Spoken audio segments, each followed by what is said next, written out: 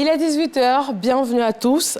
La Banque africaine de développement a 60 ans. Le président Alassane Ouattara a présidé ce mardi la cérémonie de célébration de ce soixantenaire.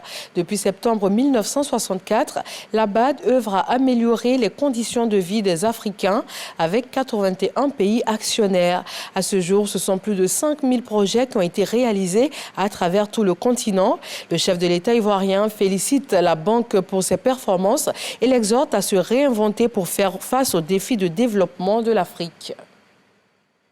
Aujourd'hui, la performance de la Banque africaine de développement suscite un sentiment de fierté et d'espoir, notamment en matière de transparence et de gouvernance, où elle a été reconnue comme l'institution la plus transparente.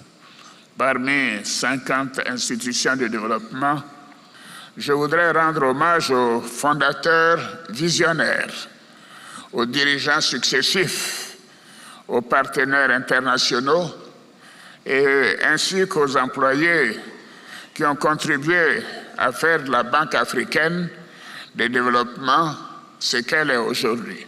Face aux défis du changement climatique, de la croissance démographique rapide, des inégalités et de la nécessité d'une transition énergétique durable, les pays africains accompagnés par la Banque africaine de développement et les partenaires au développement devront continuer à servir de catalyseur pour la croissance inclusive, le développement durable et l'intégration régionale. Je suis convaincu qu'avec une coopération renforcée et une détermination collective, l'Afrique peut se transformer en une terre d'opportunités et de prospérité partagée pour tous ses enfants et ses habitants, à condition que les pays soient en paix et que le monde retrouve la paix. Et pour mener à bien sa mission en terre ivoirienne, la Banque africaine de développement envisage la construction d'un tout nouveau siège. Le mois d'août a enregistré cette année un faible niveau d'ensoleillement et ce début septembre ne fait pas mieux avec un temps régulièrement maussade.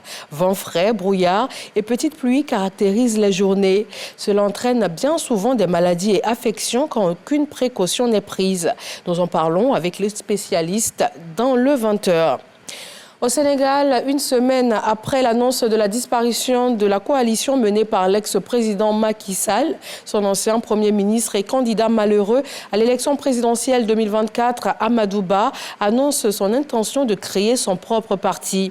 Lors d'un meeting hier lundi, il a affirmé vouloir consulter les forces vives de la nation et c'est sa première grande prise de parole publique depuis sa défaite à l'élection en mars 2024. Élection présidentielle américaine. Ce soir, le grand débat entre les candidats Kamala Harris et Donald Trump est très attendu. La vice-présidente actuelle face à l'ancien président, une grande première. Donald Trump compte sur son expérience pour mener cet exercice dont il est maintenant coutumier. Kamala Harris, quant à elle, s'est enfermée depuis plusieurs jours avec son équipe pour répéter et s'entraîner dans un studio reproduit quasiment à l'identique. Débat prévu à 21h heure locale, 3h du matin en Côte d'Ivoire.